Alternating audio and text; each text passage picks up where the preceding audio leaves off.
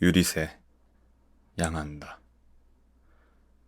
창문과 함께 슬픔이 엎어지는 장면을 어떻게 그려야 할까? 죽은 듯이 누워있는 사람에 대해 이야기할까? 행인의 발에 치이는 돌멩이에 대해 이야기하면 좋을까? 죽은 연인을 그리워하다 폐인이 되어버린 이는 어떨까? 모든 마음은 외부에서 시작되잖아요.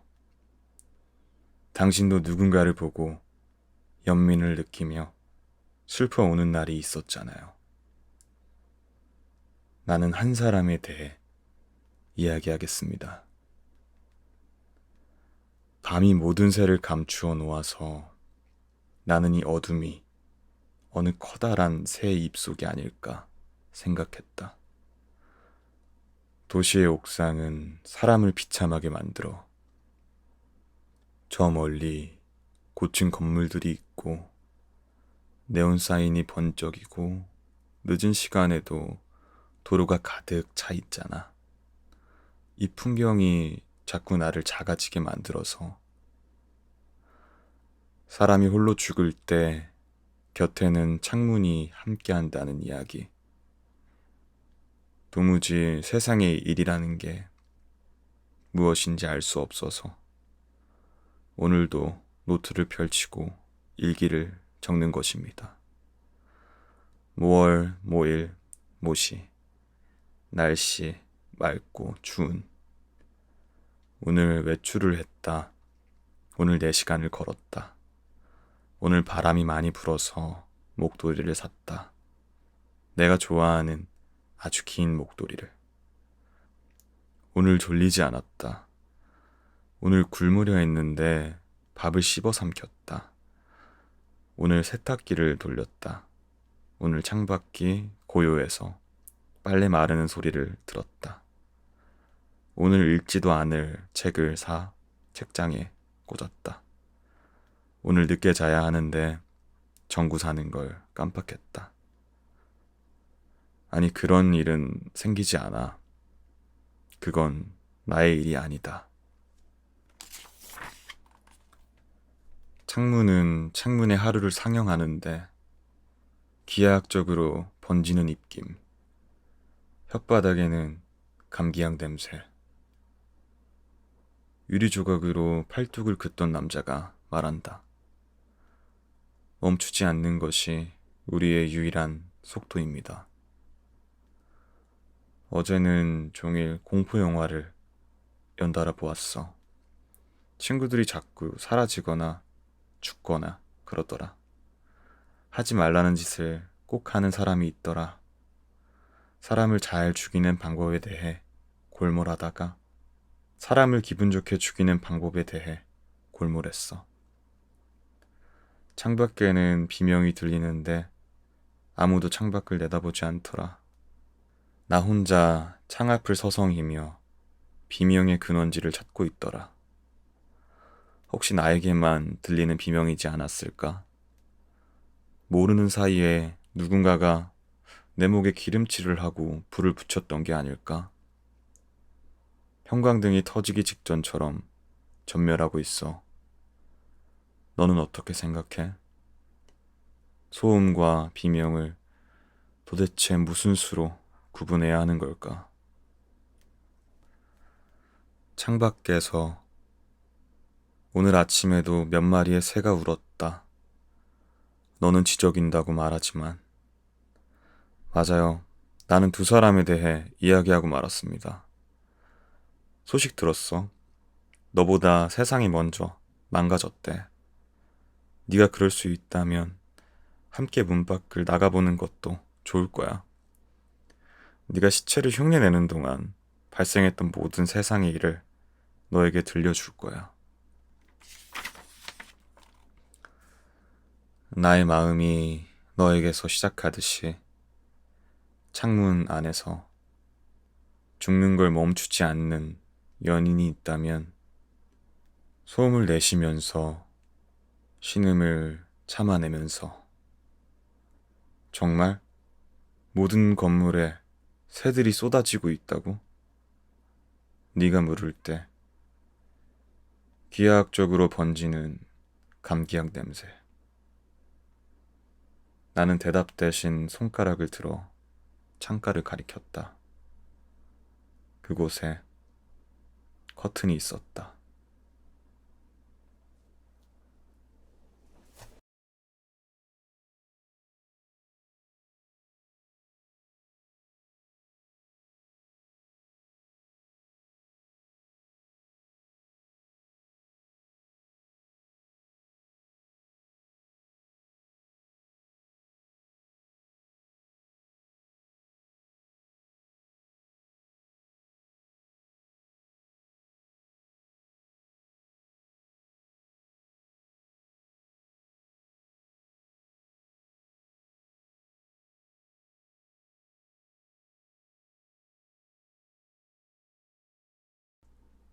유령선, 강성은,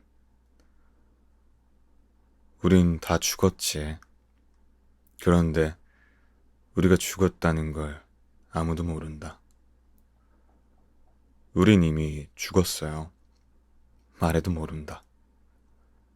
매일 갑판을 쓸고 물 청소를 하고 죽은 쥐들과 생선, 서로의 시체를 바다로 던져버리고 태양을 본다.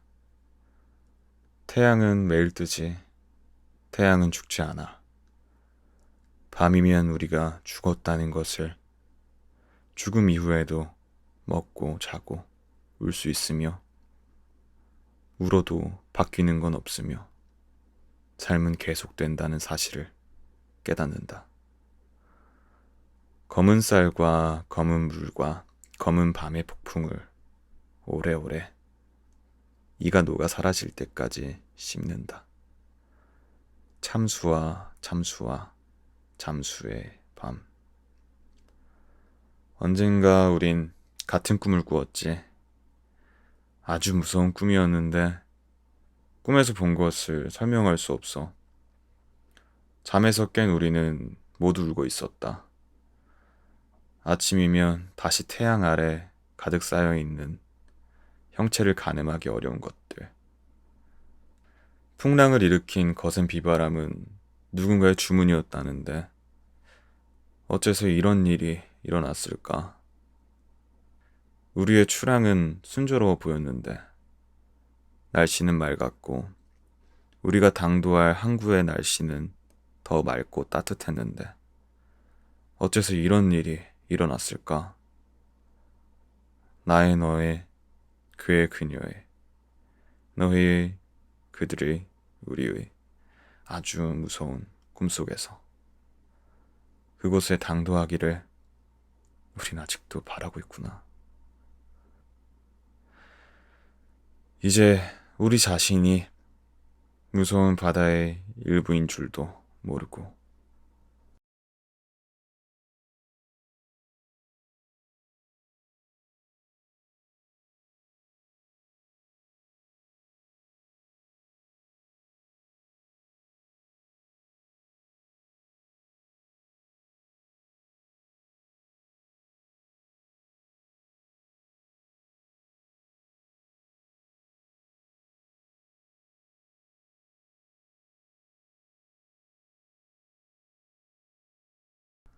삼각산 김현덕.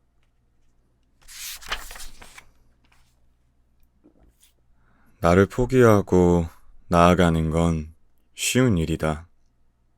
소진되는 건, 단순해지는 건, 마구 내달리다 잠에 빠져드는 건 그보다 더 쉬운 일. 귀찮게 쌓아 올린 돌탑 같은 일이다.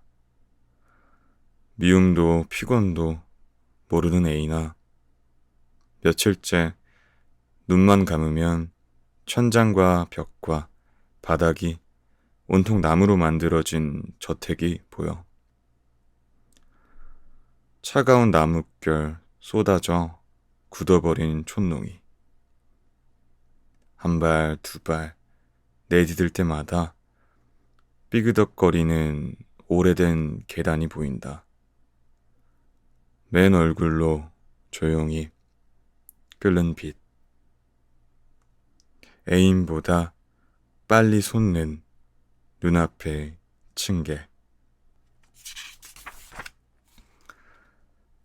바삐 뛰는 슬픔은 늘 처음같이 낯선데 저것을 오르면 나만의 여름산 작은 계곡이 펼쳐질 거란 걸 나는 어떻게 이미 알고 있는 걸까? 주머니 속 구슬, 둥근 촉감, 소리를 버린다. 빗장을 열고 한쪽 어깨로 나무 문을 민다. 잠과 나 사이 눈부시게 꺾어지고 이어지는 산, 매일 밤 새로 태어나고 무너지는 산, 여긴 너도 없고 나도 없다. 거칠고 하얗고 익숙한 풍경, 까마득한 정상이 녹아 조금씩 깎이고 뭉쳐지는 산맥 앞에 서면 왜 눈물이 나지? 살과 이슬, 크고 작은 선분과 신음들, 엎드린 채 지지부진 죽어가는 모든 걸 어째서 한순간 다 잊게 되는 걸까? 싸우는 정적, 온 힘 다한 정지는 대체 언제 알게 된 걸까? 처음 이곳에 도착했을 때 이름을 붙여주었지. 마운테인이나 야마, 노이, 대신 산.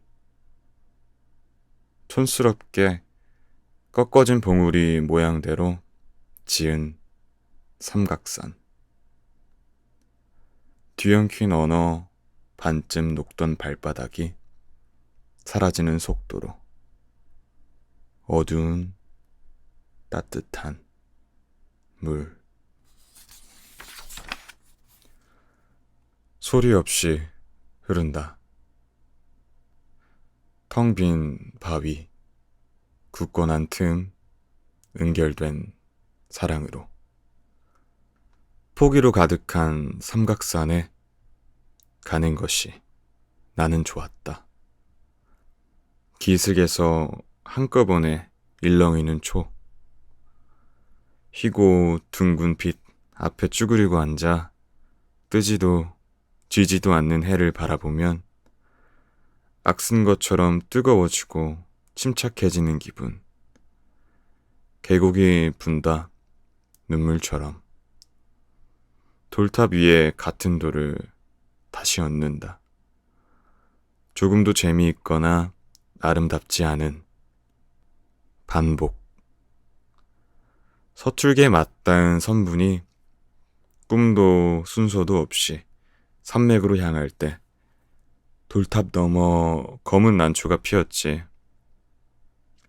애인에게 들려줄 시를 쓰는 동안.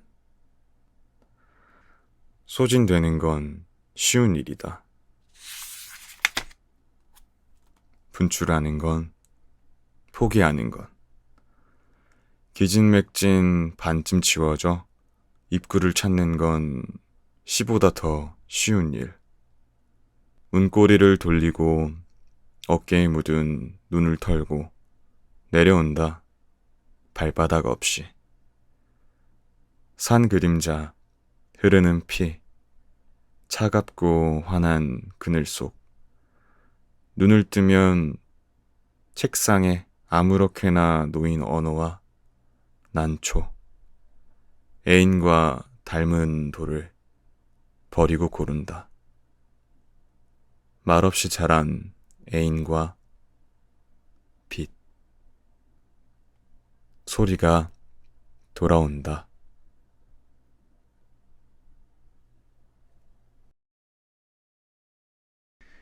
입김 최정래. 잊어버린 건지 기억하는 건지 비가 내린다. 말인지 침묵인지 비가 내린다. 누구의 편을 들어줄까? 비가 내린다. 그러거나 말거나 이 비, 내려야만 하는 비. 수백만 개의 발을 내던지며 신경질을 부리며 신호등 앞인데 앞이 안 보여. 한 발짝도 내디딜 수가 없어. 소리치는 비, 산란하는 불빛, 칼날 그어대며 광포하게 퍼붓는 비. 다리에 깁스를 하고 그 발에 슬리퍼를 꿰어 신고 다른 한쪽은 젖은 구두로 왔던 그날의 비. 아니, 그 발을 하고 이 빗속을 왜? 내 표정을 살폈던 너의 젖은 눈과 산발한 머리카락으로 서로를 찢던 비. 후회로 가득 채웠던 비. 우산을 쥐고 있던 너의 손등이 내 입술 근처에 있었는데 퍼붓는 비. 눈도 눈썹도 검은 꽃잎처럼 깜빡이고 너의 손등이 내 입술에 닿을까 조바심치던 비. 입술 가까이에서 유실되던 비. 어디 가닿지 못하고 국지성 호우 속에 수십 년 갇혀있는 비.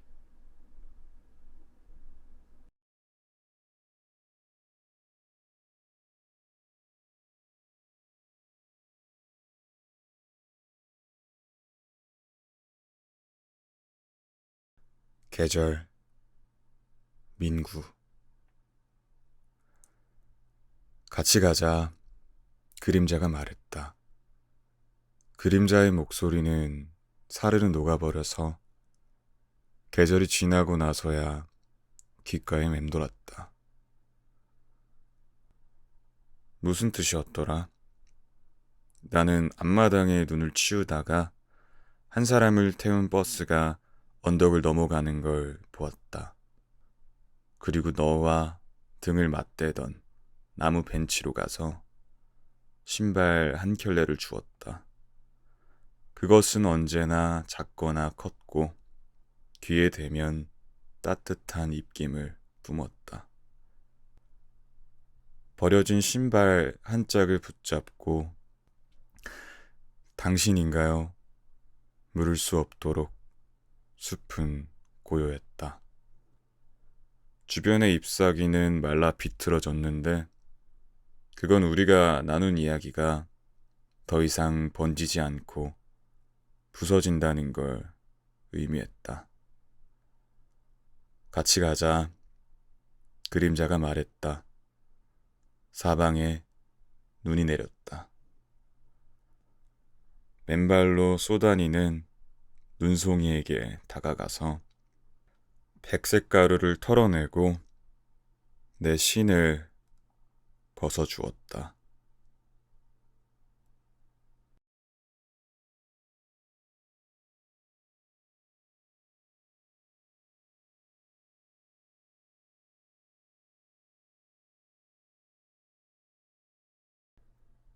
홀로그램 강혜빈. 너는 하루 종일 썰고 있지. 차갑고 딱딱한 감정을. 도마는 불쌍해. 아주 불쌍해. 눈물을 줄줄 흘리면서. 눈과 입술이 반대라니. 끼릭끼릭 웃음을 참고 참다가 불이 닿기도 전에 끓는 주전자. 우리 집에는 우리가 살았고 유령 같은 구름 한 점 없었는데 대문 앞을 지나가는 이웃들은 소금을 끼얹고 잠든대. 엎드려서 일어날 줄 모르는 이런 접시에는 무엇을 담지? 그런 그림자는 아무도 안 사가고 미안해, 미안해. 오늘은 햇빛처럼 여러 가지 각도를 가져서 해가 돌아 눕도록 가만히 두어서 까마귀들이 손등을 쪼는 동안 침대포가 펄럭이며 머리를 덮으면 눈보다 먼저 구두를 엎어두어 세상에 비슷한 발들은 많으니까 너는 하루 종일 꾸고 있지. 싱겁고 납작한 꿈을. 우리는 깨끗해. 아주 깨끗해. 눈물을 줄줄 흘리면서. 절대로 미안하다고 말하면 안 돼. 미안해할 사람이 없는데 미안하다고 말하면 용서를 받아야 할 것 같고 용서를 받으면 이해를 받아야 할 것 같고 시시한 일이 무서워지고 그런 칼이 아니었는데 그런 자세가 아니었는데 아직 꿈속이구나. 그만 일어나자. 타는 냄새가 나. 너는 자고 나는 머리를 흔들지. 흔들고 흔들면 몸속에서 누가 먼저 흔들리는 것 같아서 연기 속에서 목소리가 졸아든다. 잘못 빨고 잘못 말린 스웨터처럼. 순서를 잘못 배워서 뒤늦게 잘잘못을 따지는 사람들처럼. 그럼에도 서로를 껴안는 날실과 시실처럼.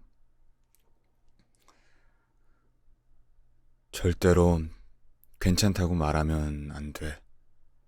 괜찮아도 되는 일이 없는데 괜찮다고 말하면 용서를 해야 할 것 같고 용서를 하면 우리가 졌다는 미신이 정말 사실이 되고 시시한 일이 무서워지고 그럴 사람이 아니라니 그런 믿음은 잘 썰리고 나의 검은 천사 그렇게 말하려다 말고 나는 너를 쓰다듬는다. 너의 뒤통수 동그란 뒤통수를. 우리 집에는 우리가 당연히 살았는데 아무도 나오지 않으니까